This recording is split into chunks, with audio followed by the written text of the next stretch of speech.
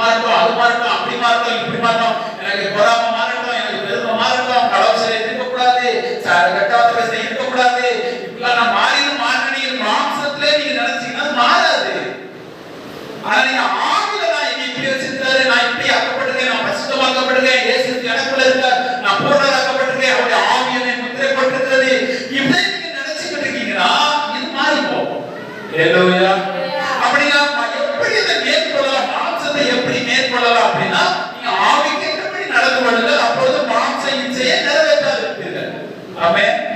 இப்ப சபையில சொல்லி இருக்கிறது இந்த மாம்ச சட்டத்திட்டங்களை நீங்க என்ன செய்யுங்க, இதை நிறைவேற்றிட்டீங்கன்னா நீங்க என்ன செஞ்சலாம், ஆவியில நீங்க என்ன செஞ்சலாம், வளர்த்தலாம் அப்படின்னு சொன்னாங்க. ஆனா நீங்க மாம்சத்துல நீங்க